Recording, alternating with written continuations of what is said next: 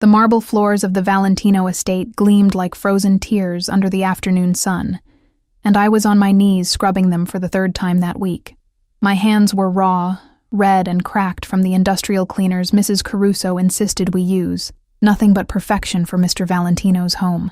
The chemical smell burned my nostrils, mixing with a faint scent of imported leather from the furniture and something darker, more expensive that I couldn't quite name. Old money, power, danger. I was invisible here, just another set of hands to polish the pristine surface of a world I'd never belonged to. My stomach growled. I'd skipped breakfast again to send money back to Mama in Philadelphia. The cancer treatments were draining what little savings we had left, and my 2 jobs barely covered her medications. The maid position at the Valentino estate paid better than anything else I could find with my lack of education, but it meant 16-hour days and a body that ached in places I didn't know could hurt. Girl. Mrs. Caruso's sharp voice cut through my thoughts like a knife. The master's office. He spilled wine on the Persian rug. Handle it immediately. My heart dropped into my stomach. The master's office. I'd been working here for 3 months and had successfully avoided ever being alone in a room with Dante Valentino. I'd seen him, of course. Impossible not to. He moved through the house like a dark storm, always surrounded by men in expensive suits with guns hidden beneath their jackets. I'd learned to make myself smaller, quieter, practically disappearing into the walls when he passed. But I'd noticed things.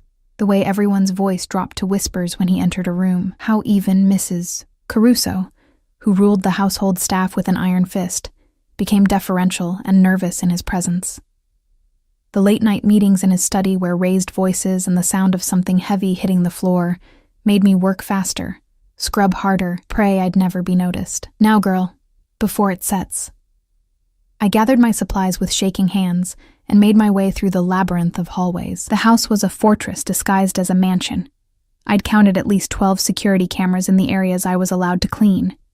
And there were always men stationed at various points, speaking in Italian I didn't understand, their eyes cold and assessing. The office door was slightly ajar. I knocked softly, my knuckles barely making a sound against the heavy wood. Enter.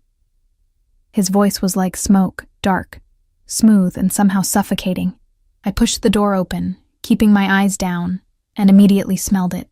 The rich, intoxicating scent of expensive cologne mixed with cigarette smoke and that same leather smell that permeated the entire house. And wine. Red wine, bleeding into the intricate patterns of what was probably a rug worth more than my entire life. I'm sorry to disturb you, Mr. Valentino. Mrs. Caruso sent me to look at me when I'm speaking to you. My breath caught.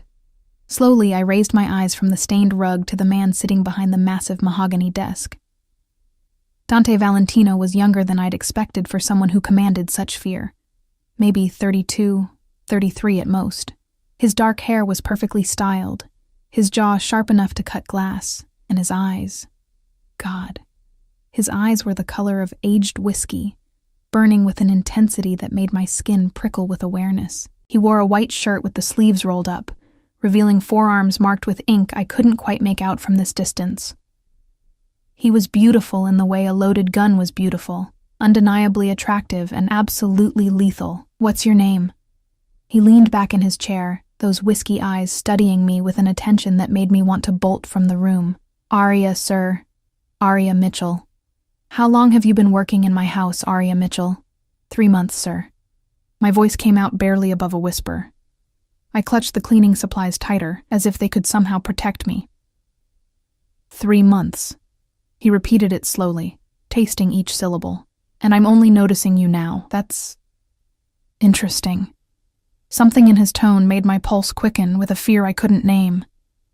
I watched as he stood, moving around the desk with the fluid grace of a predator. He was tall, much taller than me, and as he approached, I caught the full impact of his presence. Power rolled off him in waves.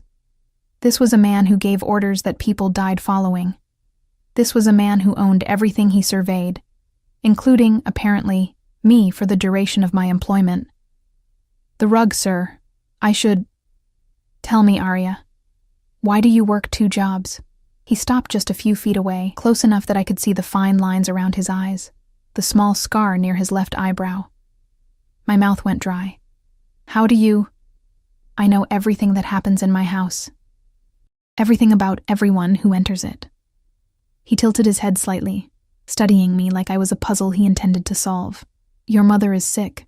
Stage 3 cancer. The treatments aren't covered by insurance. You're drowning in debt, working yourself to death to save a woman who has maybe 6 months left to live. Tears burned behind my eyes. Hearing it said so bluntly, so clinically, made the reality of it crash over me like a wave. I need this job, Mr. Valentino. Please, I'll work harder. I won't complain about the hours. Relax. The word was a command, not a comfort. I'm not firing you. I'm simply curious. You're different from the others, quieter. You actually try to disappear. A ghost of a smile touched his lips. I find that refreshing. I didn't know what to say to that, so I said nothing. Instead, I knelt down and began working on the wine stain, focusing every ounce of my attention on the task. My hands trembled as I applied the solution, scrubbing in careful circles the way I'd been taught. I felt him watching me, felt the weight of his gaze like a physical touch on the back of my neck, sliding down my spine. The office was too quiet. No sounds from the rest of the house penetrated here. We were alone, truly alone, and that realization made my breath come shorter. You have delicate hands. His voice came from directly behind me now, and I nearly jumped. Too delicate for this kind of work. They're strong enough, sir. I kept scrubbing, kept my eyes on the rug, on the wine that was slowly lifting from the expensive fibers. Are they? I heard him move, and then he was crouching beside me, so close I could feel the heat radiating from his body. He reached out, and before I could pull away, his fingers caught my wrist. His touch was firm, commanding, burning against my skin. These hands tell a story of someone who works too hard for too little, someone who's forgotten what it feels like to be taken care of. I tried to pull away, but his grip tightened just enough to keep me in place. Not painful, but absolutely unyielding. Mr. Valentino, please. Dante. His thumb brushed across the inside of my wrist, over my racing pulse. When we're alone, you'll call me Dante. That's not appropriate. I decide what's appropriate in my house, Piccola. Do you understand? There was steel beneath the smooth tone, a promise of consequences if I argued. I nodded, not trusting my voice. Good girl. He released my wrist, and I immediately missed the warmth of his touch, a thought that terrified me more than anything else that had happened. Finish the rug, then come to the kitchen. I'm going to make sure you eat something before you pass out on my marble floors. I'm fine. That wasn't a request. He stood and walked back to his desk, effectively dismissing me while simultaneously making it clear I wasn't free to leave. I returned to my work with shaking hands, hyper-aware of his continued presence, the way he occasionally looked up from whatever papers he was reviewing to watch me. Every nerve in my body was screaming at me to be careful, to remember what kind of man he was, what he was capable of. But there was something else, too. Something warm and dangerous unfurling in my chest, the way he'd touched me, the concern in his voice when he'd mentioned food. No one had cared about whether I ate in months. I was so tired of being invisible, of being nothing more than a ghost haunting the edges of other people's lives, and Dante Valentino had seen me, really seen me. That should have been my first warning. I finished with the rug, gathered my supplies, and stood on legs that felt like water. Dante was on his phone now, speaking rapid Italian that sounded like music and menace all at once. He gestured toward the door without looking at me, and I fled, my heart pounding so hard I thought it might burst from my chest. Mrs. Caruso was waiting in the hallway, her sharp eyes assessing. What took so long? The stain was stubborn. Mr. Valentino requested you take your lunch break now, in the kitchen. Her lips pressed into a thin line of disapproval. Don't dawdle. And don't get any ideas above your station, girl. Men like him don't notice girls like you for innocent reasons. Her words followed me down the hallway like a curse. I knew she was right. I'd heard the stories about powerful men and the women who worked for them. Stories that never ended well for the women. But I needed this job. needed the money. So I'd go to the kitchen, I'd eat whatever food he'd arranged for me, and then I'd go back to being invisible. That was the plan. The kitchen was empty except for Antonio, Dante's personal driver and bodyguard, who nodded at me from his position by the window. On the marble island sat a covered plate, still warm, and a glass of fresh orange juice. I approached it carefully, as if it might bite me. Chicken marsala, roasted vegetables, fresh bread. The smell alone made my stomach cramp with hunger. I ate mechanically, too aware of Antonio's watchful presence, too confused by this sudden attention. Why would Dante Valentino care if his maid ate? Why would he notice me at all when he could have anyone, any woman he wanted? I was nearly finished when I heard footsteps. Dante entered the kitchen, his phone still pressed to his ear, and my entire body went rigid.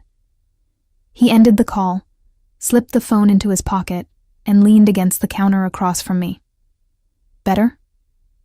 I nodded, unable to form words. Good. You're going to start eating regular meals. I won't have my employees fainting from malnutrition. He crossed his arms, the movement pulling his shirt taut across his chest. From now on, you'll take your lunch here. Antonio will make sure you're fed properly. Mr. Valentino, Dante, that's really not necessary. I know what's necessary in my own house. His tone brooked no argument. You're too thin, too pale. You're going to make yourself sick, and then you'll be no use to anyone, least of all your mother. The mention of Mama made my throat tight.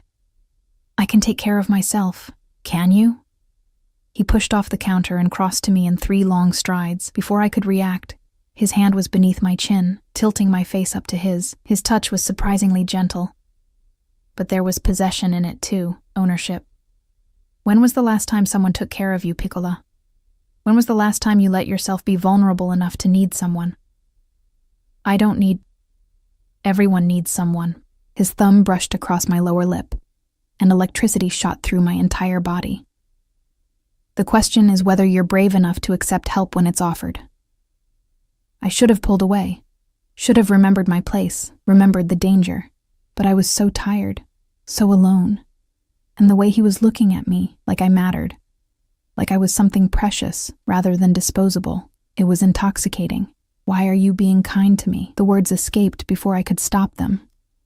Something flickered in his eyes, something dark and possessive that should have terrified me. Because you're mine to protect now. You just don't know it yet.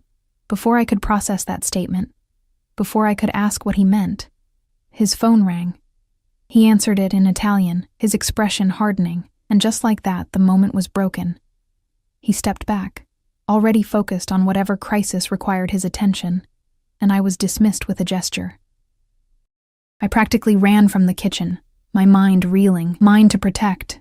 What did that mean? Men like Dante Valentino didn't protect people. They used them, discarded them, destroyed them when they were no longer useful. But even as I tried to convince myself of that truth, I couldn't forget the warmth of his hand on my face, the intensity in his eyes when he'd looked at me. I spent the rest of the day in a haze, jumping at shadows, expecting him to appear around every corner, but I didn't see him again. Didn't see him that evening when I finally dragged myself home to my tiny apartment, or the next morning when I returned for my shift. It wasn't until 3 days later, when I was cleaning one of the guest bathrooms, that Mrs. Caruso found me. Mr. Valentino wants to see you in his office. Immediately. My stomach dropped. Did I do something wrong? She just shook her head, her expression unreadable. Go. Don't keep him waiting. I made my way back through those endless hallways, my heart pounding with each step. The door to his office was closed this time. I knocked, heard his voice tell me to enter, and stepped into what felt like a lion's den. Dante was standing by the window, backlit by the late afternoon sun. He didn't turn when I entered, just continued staring out at his perfectly manicured grounds. Close the door. I did, the soft click sounding like a death knell. Lock it. My hand froze on the doorknob. Sir? Lock. The door. Aria. Each word was precisely enunciated, leaving no room for argument. With shaking fingers, I turned the lock. The sound echoed in the sudden silence, and I realized with crystalline clarity that I'd just trapped myself in a room with the most dangerous man I'd ever met. Dante finally turned to face me, and the look in his eyes made my breath stop. It was hunger. Raw. Barely restrained. Absolutely possessive. Come here. I couldn't move. Every instinct I had was screaming at me to run. But there was nowhere to go. He crossed the distance between us in seconds, and then his hands were on my face, tilting it up to his, and his mouth was crushing down on mine in a kiss that stole what little air I had left in my lungs. I should have pushed him away, should have screamed, fought, done anything except what I actually did, which was melt into him like I'd been waiting my entire life for this moment. His kiss was demanding, possessive, claiming me with an intensity that made my knees buckle. His arm wrapped around my waist, pulling me flush against the hard planes of his body, and I gasped against his mouth. He took advantage immediately, his tongue sweeping in to taste me, to explore every corner of my mouth like he was memorizing it. I'd been kissed before, clumsy, forgettable encounters with boys who didn't know what they were doing. This wasn't that. This was a man who knew exactly how to make a woman forget her own name. When he finally pulled back, I was dizzy, disoriented, my lips swollen, and my heart racing like I'd run a marathon. "That's better," he murmured, his thumb tracing my lower lip again in that gesture that was becoming familiar. "I've been wanting to do that since the first time I saw you on your knees in my hallway. This is wrong," I managed to whisper, even as my body betrayed me by leaning into his touch. "You're my employer. I could lose my job." "You're not going to lose anything." His voice was firm, absolute. "Quite the opposite, actually. I'm going to give you everything you need, Piccola. Starting with this." He reached into his pocket and pulled out an envelope, pressing it into my hands. I opened it with trembling fingers and nearly dropped it when I saw what was inside. Cash. Thousands of dollars in cash. "What is this?" My voice came out strangled. "Your mother's treatment. The experimental therapy her doctors mentioned but said was too expensive. It's arranged. She starts next week." He said it so casually, like he was discussing the weather, not fundamentally altering the trajectory of my life. Tears blurred my vision. "I can't accept this. It's too much." "Yes, you can. And you will." His hands framed my face, forcing me to look at him. "Do you understand what I'm offering you, Arya? I'm offering you hope. A future. All you have to do is let me take care of you." "Why?" The question tore from my throat. "Why would you do this for someone like me? You don't even know me." Something dangerous flickered in his eyes. "But I do know you. I've had you investigated since the day you walked through my doors. I know about your father abandoning your family when you were 12. I know about the foster homes after your mother couldn't afford to keep you. I know about the scholarship you lost when she got sick and you had to drop out to take care of her. I know everything, Piccola.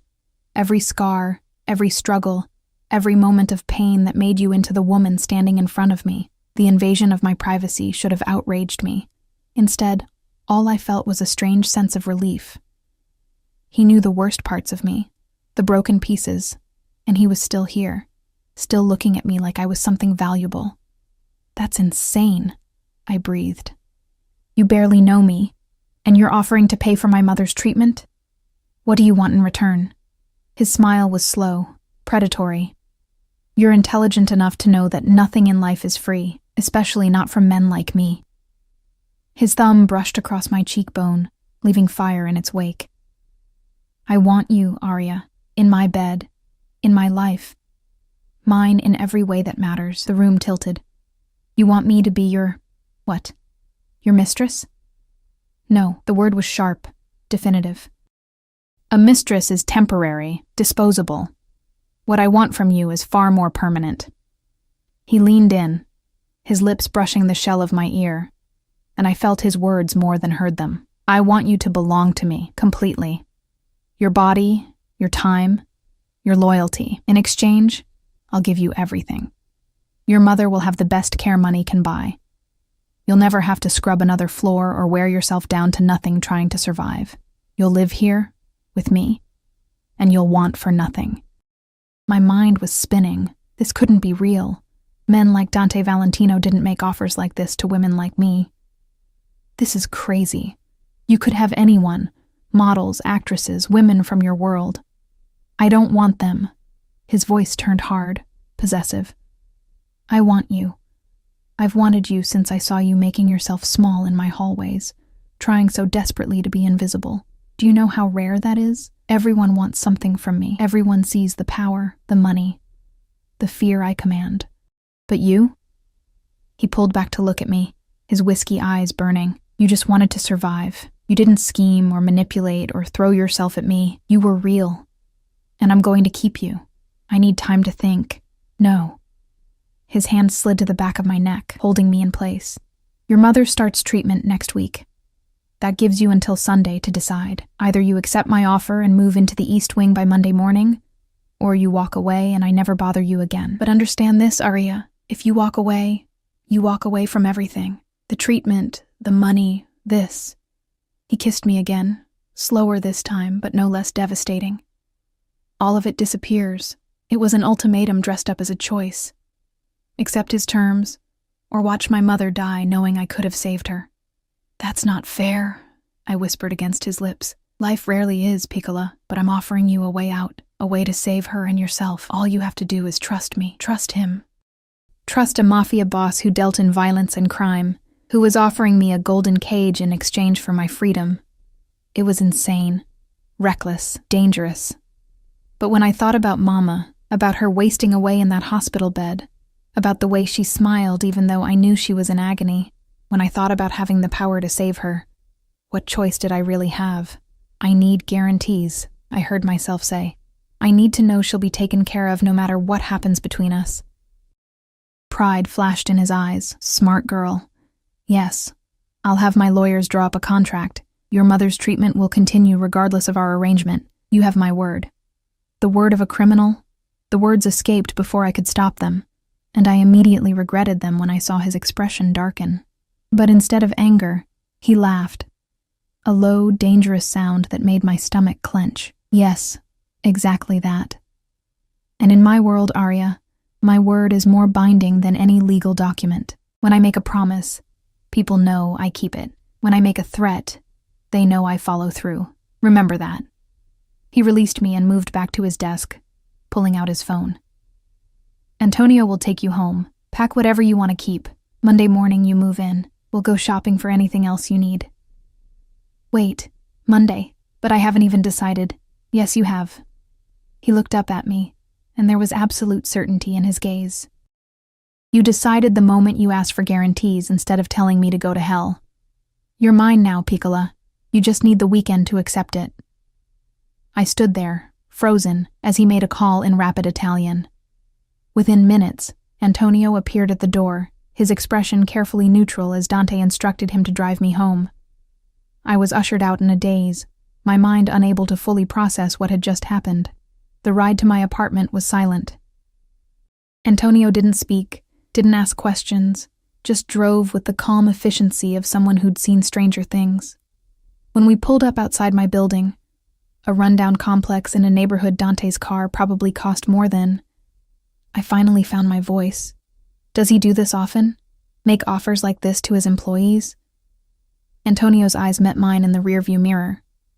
Mr. Valentino doesn't explain his actions to me, miss, but in the 10 years I've worked for him, I've never seen him look at anyone the way he looks at you. Whatever this is, it's different. Different. The word echoed in my mind as I climbed the stairs to my third-floor apartment. Different good or different bad? Different dangerous or different devastating? I spent the weekend in a fog of indecision and denial. I visited Mama at the hospital, watched her struggle to breathe, listened to her apologize for being a burden. When I told her about the new treatment, about the anonymous donor who was covering the costs, she cried with relief. She didn't ask questions, didn't wonder who would be so generous. She just held my hand and told me she loved me, that she'd make this second chance count. Guilt ate at me. She didn't know the price of her miracle. Didn't know I was essentially selling myself to save her. But was it really selling myself if part of me wanted this? If part of me had been thinking about Dante's kiss, his touch, the way he looked at me like I was something precious? For the past 72 hours, Sunday evening, I packed my meager belongings into 2 suitcases. Most of my clothes were worn, faded, not fit for the life Dante was offering. I kept photos, a few books, my mother's jewelry, things that mattered, things that remembered who I was before all this. I didn't sleep that night. Monday morning arrived with brutal inevitability. At exactly 8 a.m., there was a knock at my door. Antonio stood in the hallway, his expression carefully blank. "Mr. Valentino sent me to collect you, miss. Are you ready?" Was I? Could anyone ever be ready to step into a life like this? I nodded, grabbed my suitcases, and followed him down to the waiting car. The drive back to the estate felt both too long and far too short. My hands wouldn't stop shaking. My mind kept running through every possible scenario, each one more terrifying than the last. The car pulled through the gates, past the security checkpoint, and up the long driveway. The house looked different now, not just a workplace, but a prison. A beautiful, gilded prison, where I'd just agreed to serve my sentence. Mrs. Caruso was waiting at the entrance, her expression sour. "Mr. Valentino is in his office. He wants to see you immediately. Your belongings will be taken to the East Wing." I made my way through those familiar hallways, my heart pounding so hard I thought everyone could hear it. The office door was open this time. Dante stood by the window again, his back to me, but I could feel his awareness of my presence. "Close the door." I did, my hand trembling on the handle. "Come here, Arya." I crossed the room on legs that felt like they belonged to someone else. When I was close enough, he turned, and the look on his face stole my breath. Hunger, possession, satisfaction. "You came. Did you think I wouldn't? I knew you would." He reached out, his fingers trailing down my cheek to my throat, feeling my racing pulse. "Because you're smart enough to recognize opportunity when it presents itself. And because, whether you want to admit it or not, you want this too. I'm here for my mother. You're here for multiple reasons, Piccola. Your mother is one of them. This..." He pulled me flush against him, his other hand sliding possessively around my waist. "Is another." He kissed me again, slower this time, deeper, taking his time to explore and claim. When he finally pulled back, we were both breathing hard. "The East Wing has been prepared for you. Your own suite, bedroom, bathroom, sitting room, everything you could need. But understand something, Arya." His hand tightened on my waist. "Those rooms are yours for privacy, for comfort. But your nights? Those belong to me." Heat flooded my face. "I need time to adjust. You'll have it. I'm not a monster, despite what you might think." His thumb brushed across my lower lip. "I can be patient when properly motivated. But make no mistake, you're mine now. Every man who sees you will know it.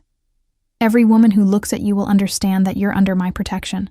And anyone who tries to touch what's mine will learn very quickly why people fear the Valentino name." The possessiveness in his voice should have terrified me. Instead, it sent a shiver down my spine that had nothing to do with fear. "I should see my room," I managed to say. "Antonio will show you. Get settled. Rest. Tonight we're having dinner together. Just us.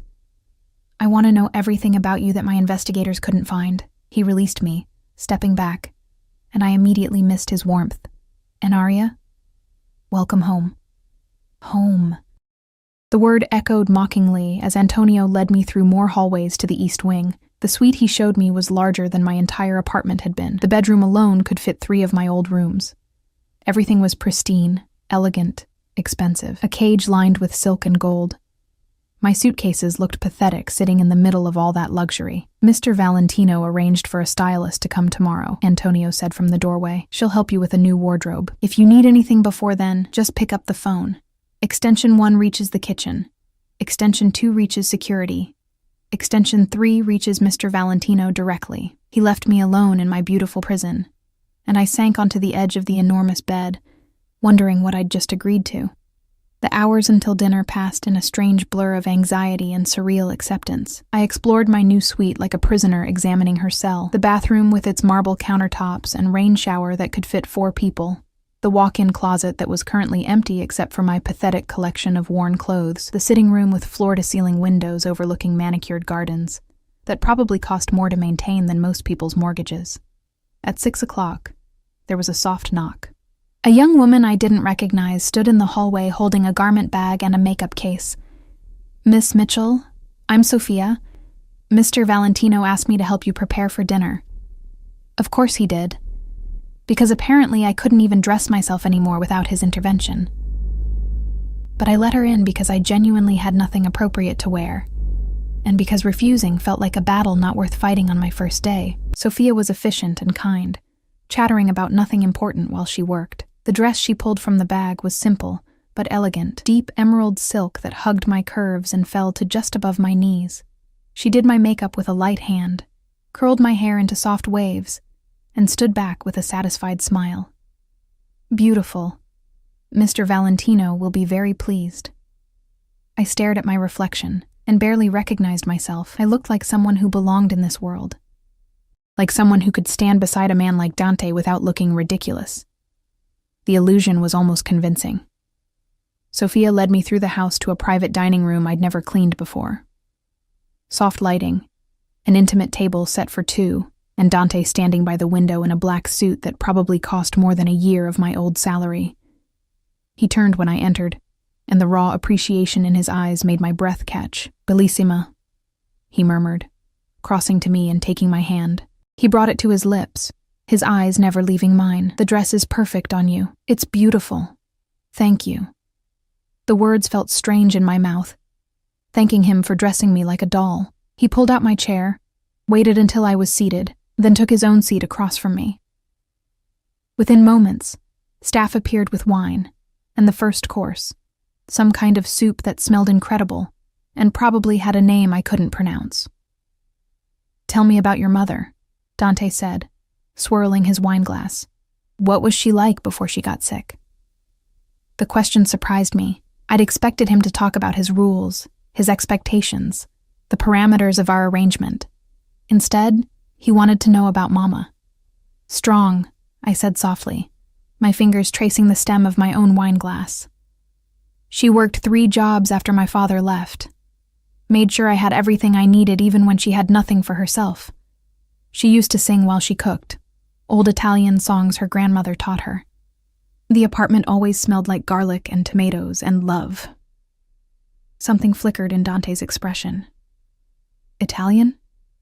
Her maiden name was Rossi. Her grandparents came over from Sicily in the 20s. I took a small sip of wine, the rich taste exploding on my tongue. "She used to tell me stories about the old country, about family and loyalty and the importance of honor. Rossi." He said the name thoughtfully. "From Sicily. There was a Rossi family connected to the Genovese organization back then. They ran a neighborhood in Brooklyn." My heart stuttered. "I don't know anything about that. Perhaps your mother didn't either, or perhaps she did and chose to protect you from that knowledge." He set down his wineglass, his gaze intense. "The life I lead, Arya. It's not something I chose lightly. It's legacy, blood. My grandfather built this empire. My father expanded it. And now it's mine to protect and grow. Some are born into darkness. We don't get to choose. Is that supposed to make me feel better about what you do? No." His honesty surprised me. "I'm not asking you to approve of my business. I'm telling you the reality of what you've stepped into. There are rules in my world, codes that must be followed. Loyalty above everything, family above all else. You're part of that now, whether you're ready or not." The soup was cleared, replaced by what Sophia whispered was osso buco, braised veal that melted on my tongue. I'd never tasted anything so perfect in my life. Everything about this meal, this moment, felt like a dream I'd fall out of at any second. "What are your rules?" I asked quietly. "What do you expect from me?" Dante leaned back in his chair, studying me with those burning whiskey eyes. "Honesty. Complete honesty at all times. If something bothers you, you tell me. If someone threatens you, you tell me immediately. You don't hide things from me, Arya. I can't protect what I don't know about. Protect me from what?" His jaw tightened. "From everything. There are people who would use you to get to me. Rival families, enemies I've made in business. Anyone who thinks hurting you would hurt me. And they'd be right." He reached across the table, his fingers capturing mine. "You're my weakness now, Piccola. The moment I claimed you, the moment I brought you into my life, you became a target. That's why you'll have security wherever you go. That's why I need to know where you are at all times. Fear crawled up my spine. I didn't think about that, about being in danger. You don't have to think about it. That's my job. His thumb stroked across my knuckles, the gesture somehow both comforting and possessive. Your job is to let me take care of you, to trust that I'll keep you safe, to accept that your life has changed, and fighting against it will only make you miserable. And if I can't accept it, if I decide this was a mistake, something dangerous flashed in his eyes. Then we have a problem, because I meant what I said, Arya. You're mine now.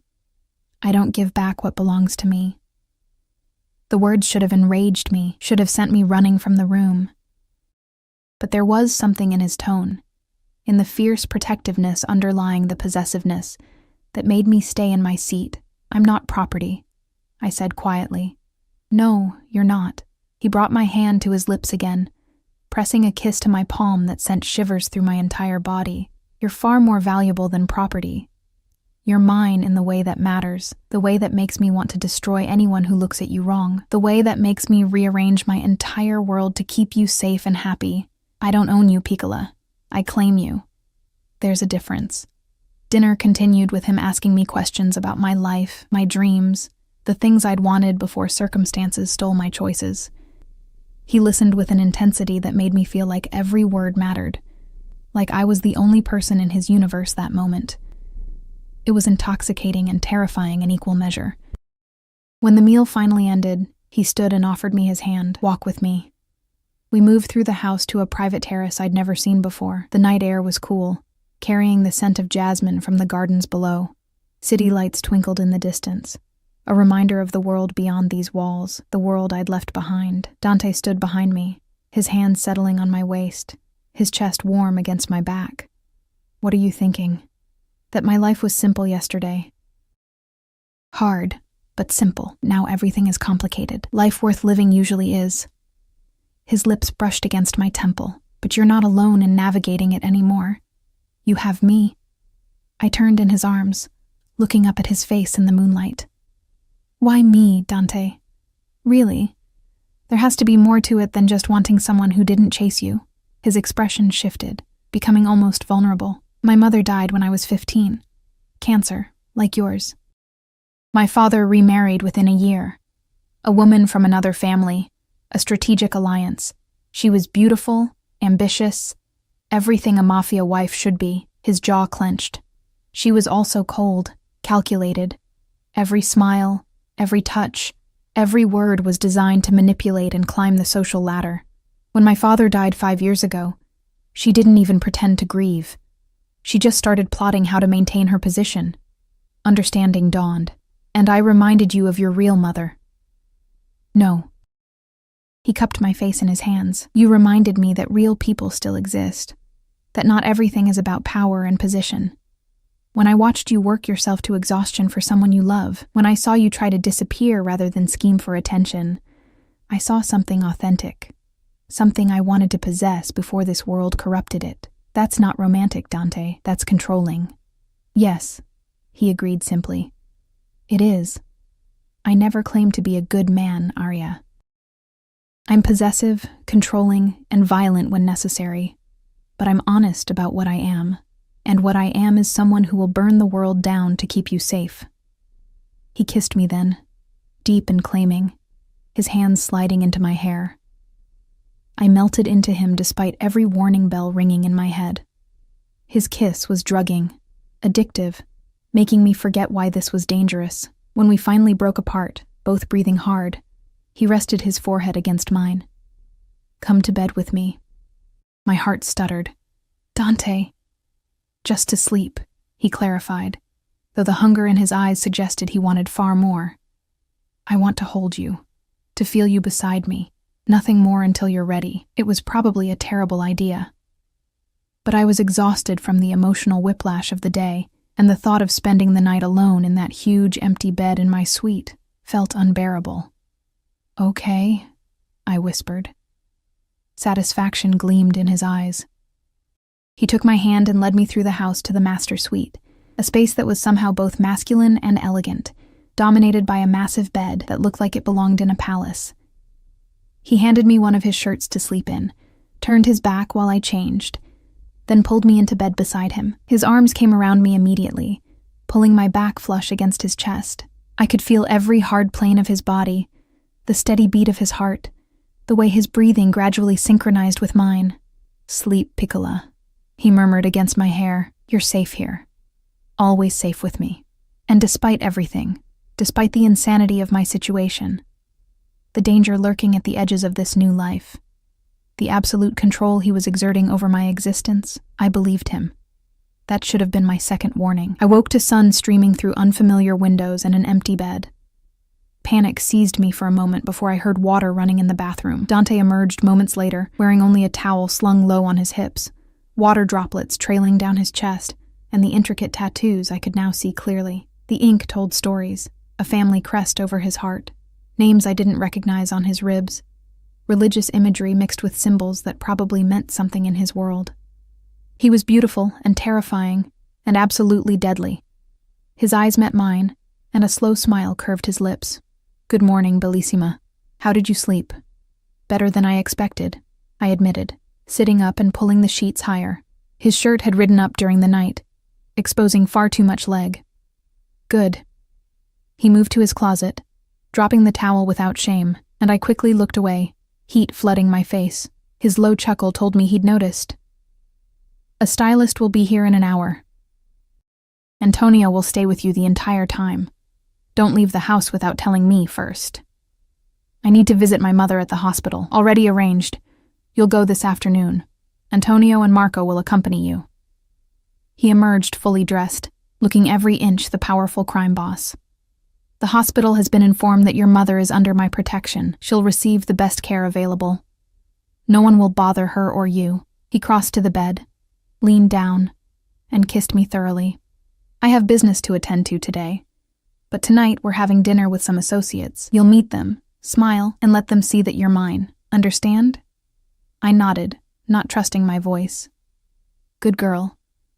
He traced my lips with his thumb. "Get dressed, eat breakfast. Sophia will help you with everything. And Arya?" His expression turned serious. "Don't try to run.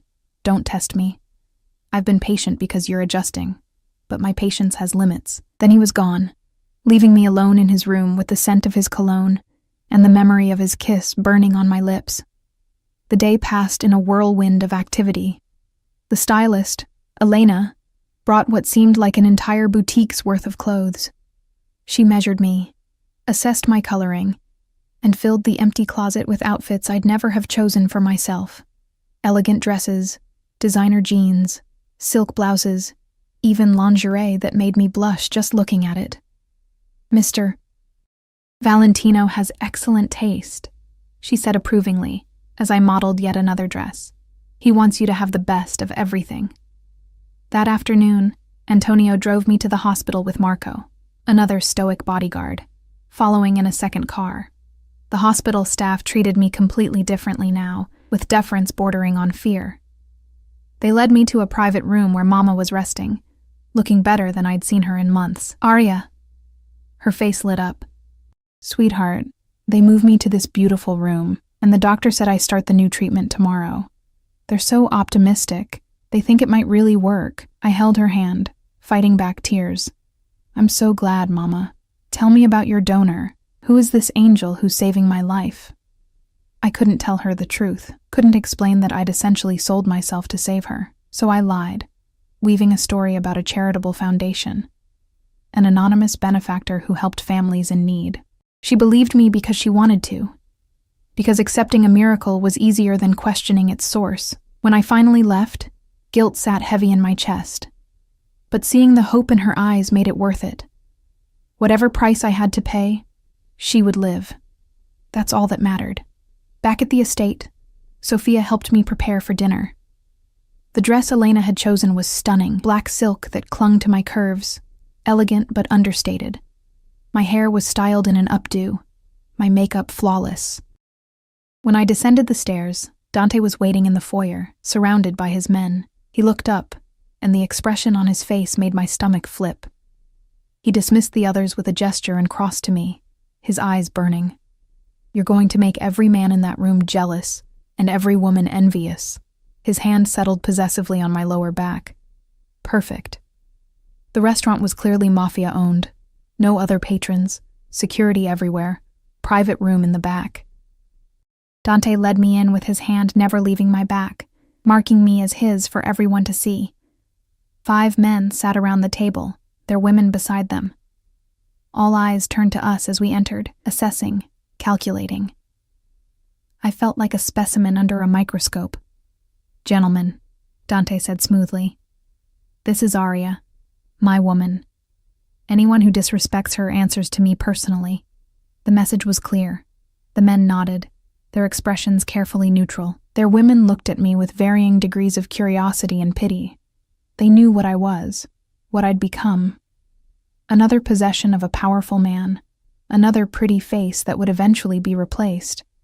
But they didn't know the whole story, didn't know about the arrangement, the contract written in desperation and sealed with a kiss. They didn't know that part of me was starting to want this, starting to crave Dante's attention and protection in ways that terrified me. Dinner was an exercise in survival. I smiled when appropriate, spoke when spoken to, and tried to ignore the undercurrents of violence and danger threading through every conversation. These men discussed territory and business and problems that needed solving, euphemisms for crimes I didn't want to understand. And through it all, Dante kept me close, his hand on my thigh under the table, his touch possessive and reassuring in equal measure. It was midnight when we finally returned to the estate. I was exhausted, overwhelmed, ready to collapse. But Dante had other plans. He led me to his room, closed the door, and pulled me into his arms. "You did perfectly tonight. I'm proud of you." The praise shouldn't have mattered, but it did. God help me, it did. He kissed me slowly, thoroughly, his hands roaming over the silk covering my body. When he finally pulled back, we were both breathing hard. "Stay with me again tonight," he murmured against my lips. "Let me hold you. Let me take care of you." And I did. Because somewhere in the past 48 hours, I'd stopped fighting the inevitable. I was his now. For better or worse. I just didn't know yet how much worse it could get. The next 3 weeks passed in a strange rhythm of luxury and captivity. My days fell into a pattern. Breakfast with Dante when his schedule allowed. Visits to Mama at the hospital where her treatment was showing promising results. Afternoons exploring the estate grounds with Antonio shadowing my every move. Evenings preparing for whatever social obligation Dante had planned. And nights. Nights were spent in his bed, wrapped in his arms, his body curved protectively around mine. We hadn't crossed that final line yet. He was keeping his word about giving me time, but the tension was building. Every kiss grew deeper, every touch more possessive. He was patient, but I could feel his control fraying at the edges. I was learning his world through observation and careful questions. The associates who visited weren't just businessmen. They were soldiers, captains, underbosses in a structure built on violence and loyalty. The phones that rang at all hours weren't telemarketing calls. They were emergencies requiring his immediate attention. The basement level I wasn't allowed to visit wasn't a wine cellar. It was something darker that I didn't want to understand. But I was also learning him, the way he took his coffee, black, no sugar, how he ran his hand through his hair when he was frustrated, the slight softening around his eyes when he looked at me, the nightmares that sometimes woke him at 3 a.m, leaving him tense and unreachable until I touched him, reminding him where he was. He was a monster in many ways. But he was also a man, complicated and damaged, and trying to protect something he valued in the only way he knew how, through control and possession. On a Thursday evening, exactly 23 days after I'd moved in, everything changed. I was in the library, a room I'd discovered during my explorations and had claimed as my sanctuary, floor-to-ceiling books, a fireplace, comfortable chairs by the window. I'd been reading when Dante found me, his expression strange. "Come with me.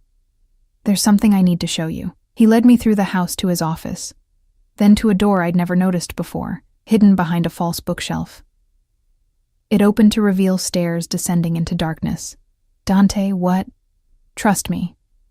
He took my hand, his grip firm, and led me down. The basement was exactly what I'd feared, a space dedicated to business I didn't want to know about.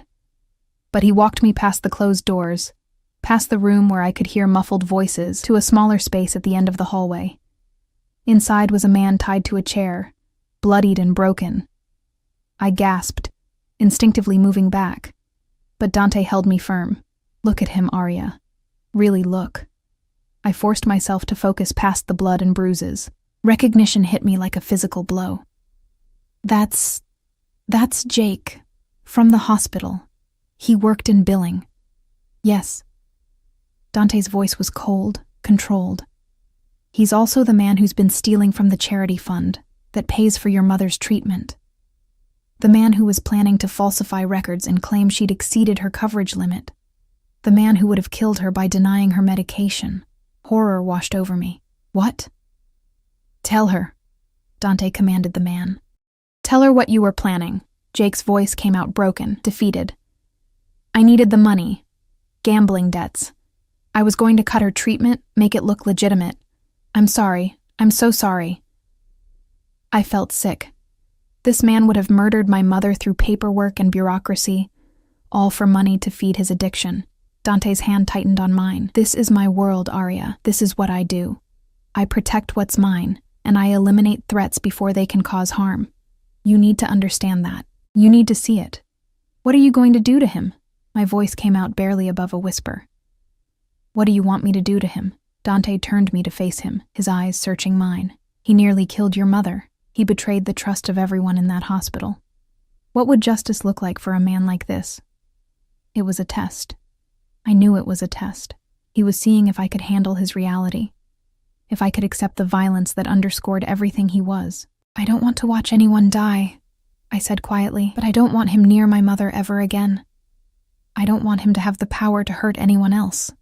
Something like approval flickered in Dante's expression. Wise answer, Piccola. He turned to the men standing guard. Make sure he's arrested by legitimate authorities. Provide them with evidence of his embezzlement. He'll spend the next decade in prison, and by the time he gets out, he'll be too old and broken to hurt anyone. He led me back upstairs, his hand never leaving mine. In his office, he poured us both whiskey, pressing the glass into my trembling fingers. You passed, he said softly. That was a test. Everything is a test in this life. I needed to know if you could handle the reality of what I do, if you could see the violence and understand that sometimes it's necessary. He sat beside me, his thigh pressing against mine. You didn't flinch, didn't demand I let him go. You saw the situation clearly and made a rational decision. I'm proud of you. Don't be. I drank the whiskey, letting it burn away the taste of fear. I'm not proud of myself. I should have demanded you let him go, should have been horrified, but all I could think about was Mama, and how close she came to dying because of that man's greed. That's survival instinct. That's understanding that the world isn't black and white, that sometimes monsters wear respectable faces, and sometimes the devil protects the people you love. He took the empty glass from my hand and set it aside. You're adapting to this life better than I expected. Is that what this is? Adaptation? I laughed bitterly. I'm changing into someone I don't recognize. Someone who can stand in a basement with a tortured man and calmly discuss his fate. You're becoming someone stronger, someone who can survive in my world. His hand cupped my face, forcing me to meet his eyes. And you're mine, which means you're protected, cherished. No one will ever hurt you the way that man tried to hurt your mother. He kissed me then, and for the first time, I kissed him back with matching hunger. All the tension of the past weeks, all the fear and desire and confusion, it all poured out in that kiss. His hands tangled in my hair, pulling me closer, and I went willingly, climbing into his lap, pressing against him. Arya, he groaned against my mouth.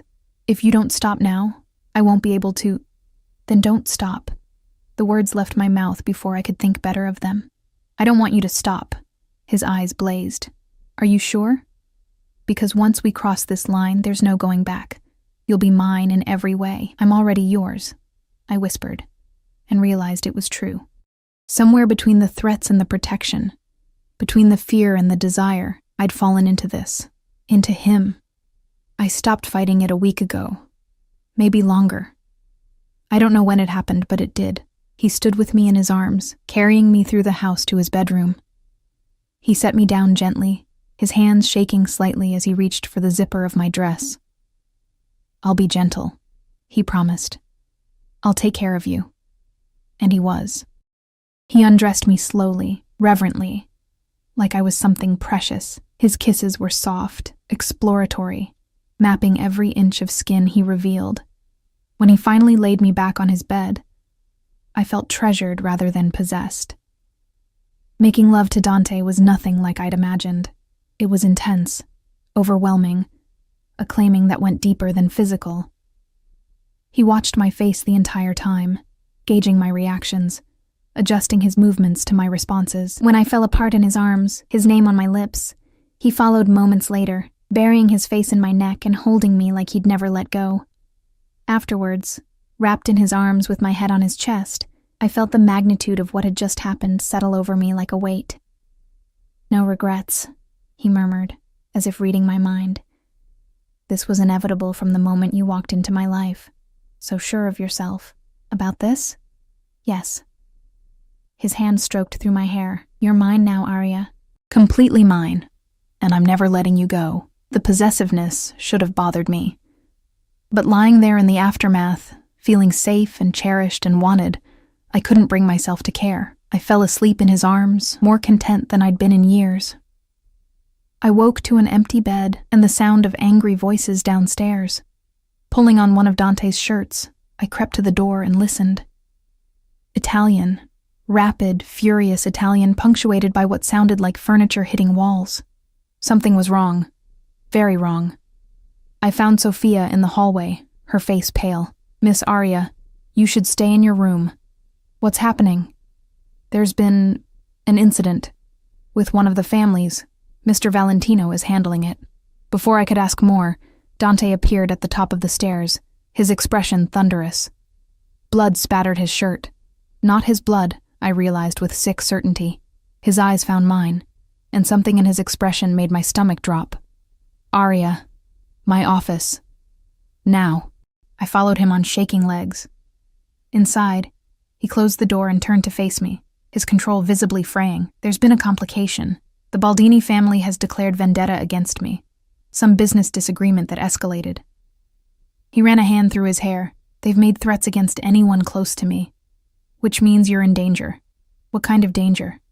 "The kind that gets people killed." His hand settled on my shoulders. "I'm doubling your security. You don't leave this house without at least 4 guards. You don't go anywhere I haven't personally approved. And if I say run, you run. No questions, understand?" Fear crawled up my spine. "Dante, I won't let them touch you." His voice turned hard, deadly. "I'll burn their entire organization to the ground before I let them hurt you. But you need to be smart. Need to follow my rules exactly." This is insane. Maybe I should leave. Go somewhere they can't find me. No. The word was absolute, final. You're safest here with me. Running would make you an easier target. Here, I can protect you. Here, you're surrounded by my men, my security, my power. His hands tightened on my shoulders. "You're not leaving me, Arya.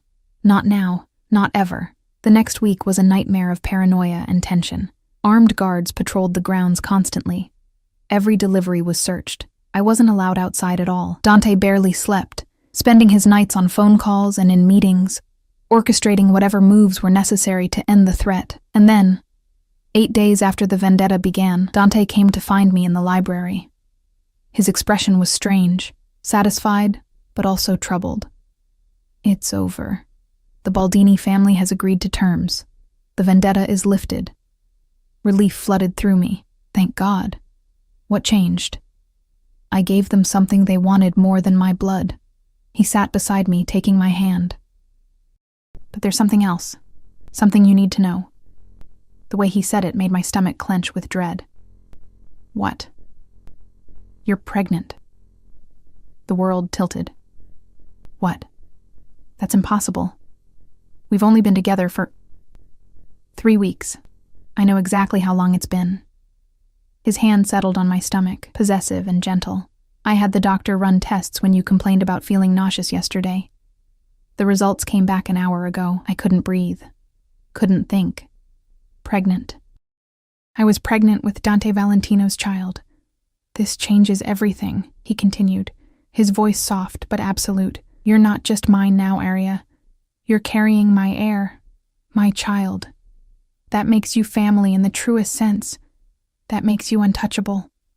Something in his tone made me look at him more carefully, at the satisfaction in his eyes, the lack of surprise. You knew, I whispered, horror dawning. You knew this would happen. You wanted this. His expression didn't change. Yes. The first night we were together, you didn't use protection. You never use protection. My voice rose with each word. You got me pregnant on purpose. Yes. No shame. No apology. Just calm confirmation. I told you from the beginning, Arya. You're mine. I claimed you. And I needed to make sure that claim was permanent. Unbreakable. A child binds you to me in ways that nothing else could. I stood, backing away from him, fury and betrayal warring in my chest. You manipulated me. You used me. You took away my choice. I gave you everything you needed. He stood too, his expression hardening. Your mother is alive and thriving. You're safe, protected, provided for. You have a home, security, a future, and now you're carrying my child. You'll be the mother of the next Valentino heir. Do you understand what that means? The power that gives you? The protection? I don't want power. I wanted a choice. Tears streamed down my face. You trapped me. You made sure I could never leave. Yes.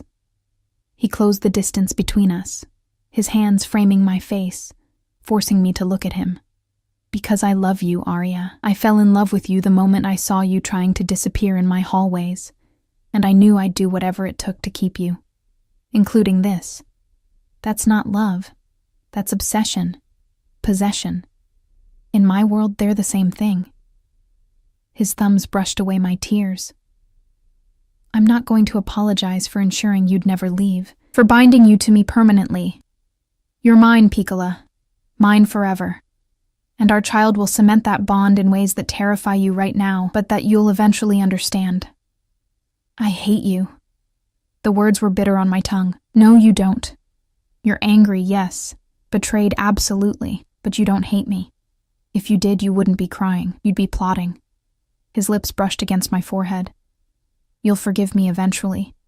When you hold our child in your arms, when you see how much I love both of you, when you understand that everything I've done has been to protect this family, you'll forgive me.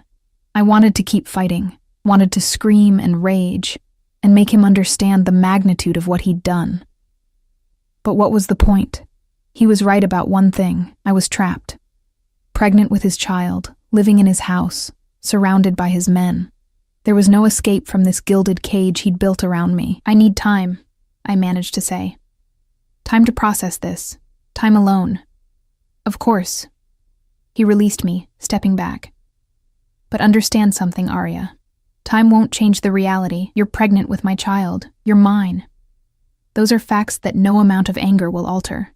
He left me there in the library, and I collapsed into a chair, my hand instinctively moving to my stomach.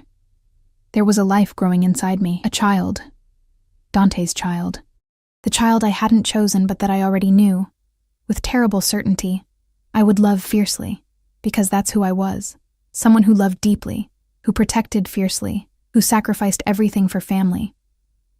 Dante had known that about me, had seen it, and used it, and made it a weapon to bind me to him forever. And God help me, part of me understood why. The next 2 months were the hardest of my life. My body changed in ways I wasn't prepared for. The morning sickness that left me weak and shaking.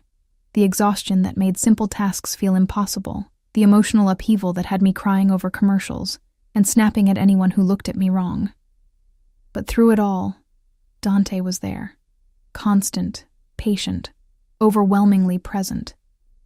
He held my hair back when I was sick. He canceled meetings to sit with me when the anxiety became too much. He had the estate chef prepare whatever strange food combinations I craved at 3 a.m. He read parenting books and attended every doctor's appointment, his hand never leaving mine during the ultrasounds. And slowly, against every ounce of my better judgment, my anger began to fade into something more complicated. I couldn't forgive what he'd done. The manipulation, the calculated way he'd gotten me pregnant to trap me permanently. It was unforgivable. But I also couldn't deny that he'd been right about certain things. I was protected here in ways I'd never been in my life. My mother was thriving, the treatment working better than anyone had hoped. And Dante loved me with an intensity that was both terrifying and oddly comforting. It wasn't healthy. It wasn't normal. But it was real. One evening, when I was almost 4 months along and finally starting to show, Dante found me on the terrace watching the sunset. He'd been in meetings all day, something about territorial disputes and negotiations I didn't want to understand. He looked exhausted, the weight of his world evident in the lines around his eyes. "Can I sit with you?" he asked quietly. I nodded, and he settled beside me, his hand immediately finding mine. We sat in silence for long minutes, just breathing together, watching the sky turn from gold to pink to deep purple. "I was 7 when my mother died," he said suddenly. "Brain cancer. It took her fast. 6 months from diagnosis to death.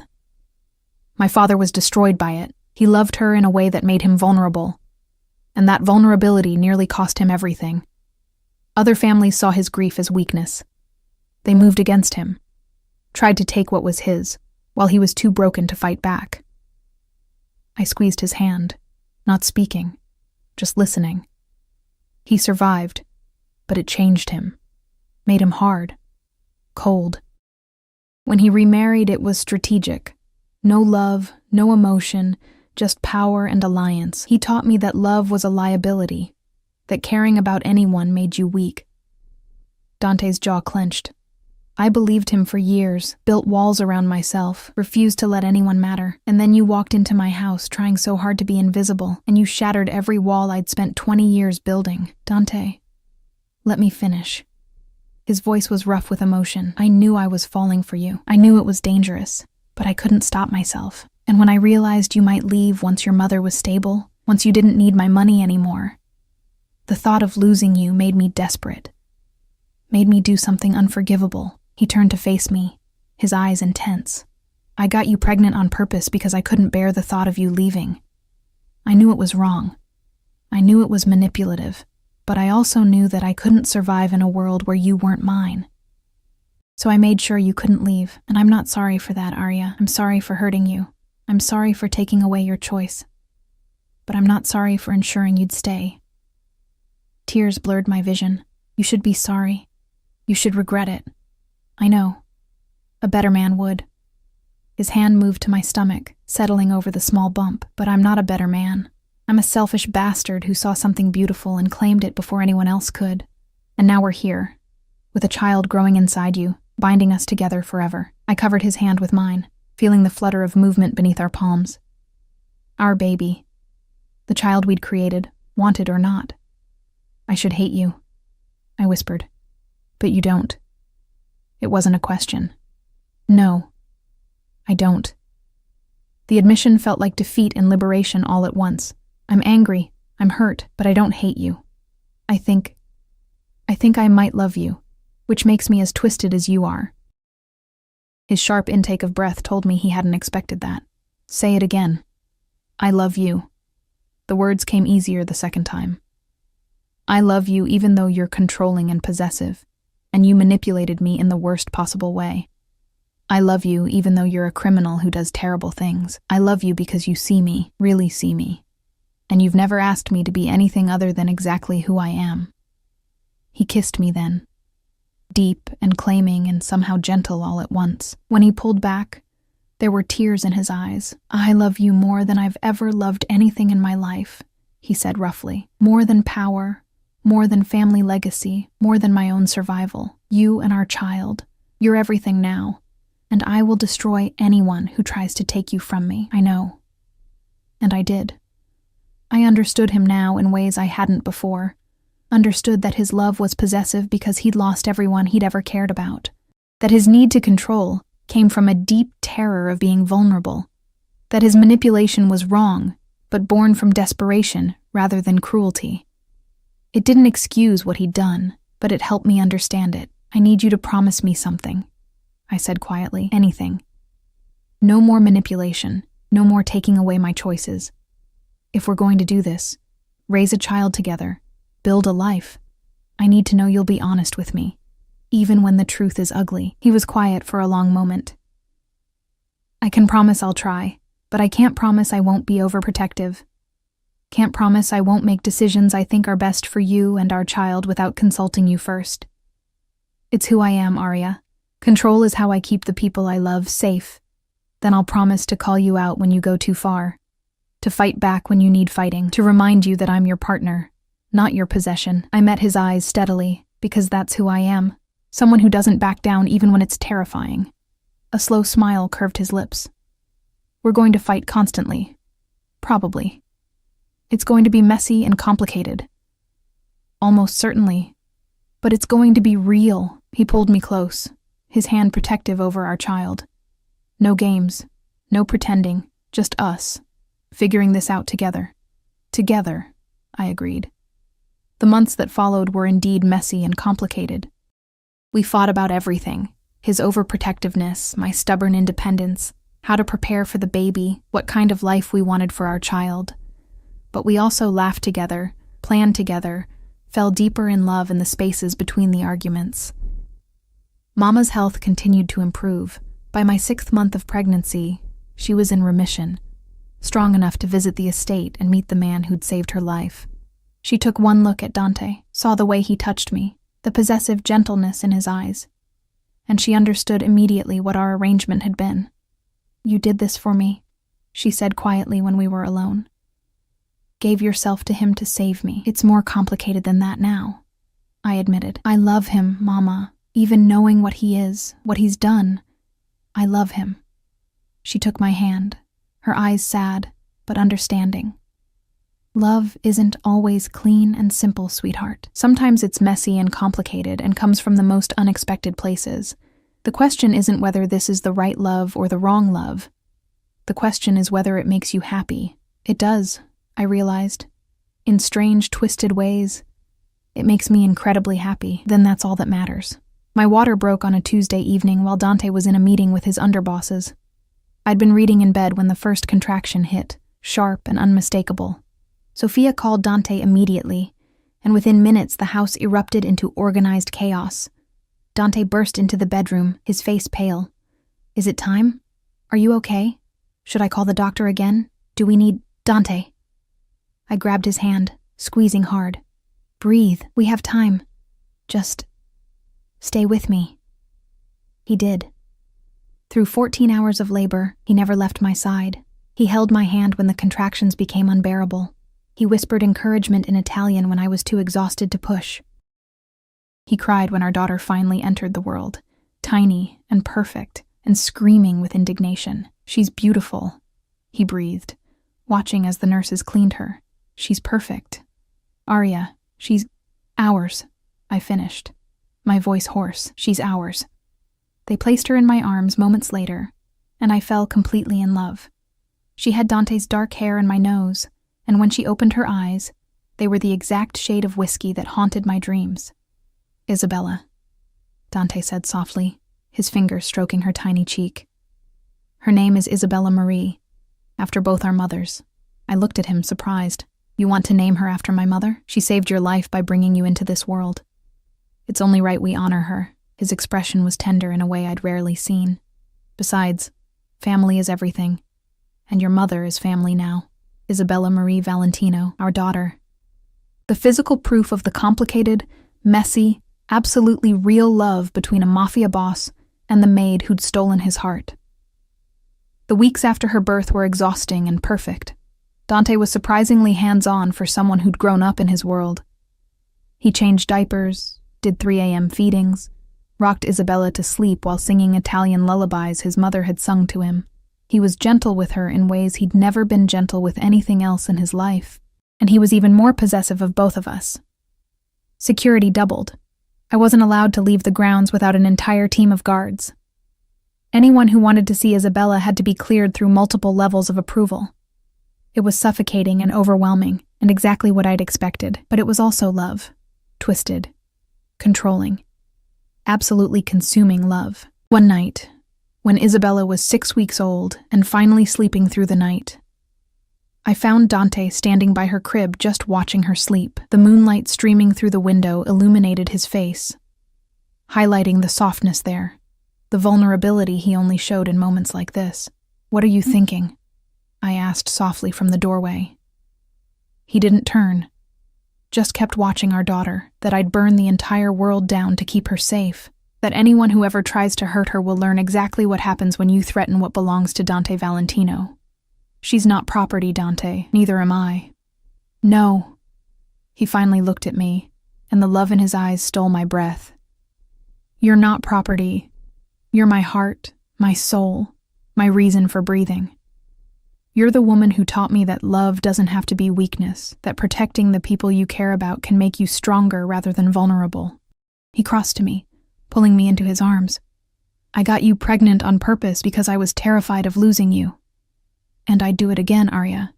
I'd do anything to ensure you and Isabella stay by my side forever." I know. I should have been angry, should have hated his continued lack of remorse, but I understood him now in ways I hadn't before. And I'd fight you every step of the way while simultaneously staying exactly where I am. Because as twisted as this is, as complicated and messy and wrong, it's ours. This life, this love, this family we've built from desperation and obsession and something that somehow became real. "You're mine," he murmured against my hair.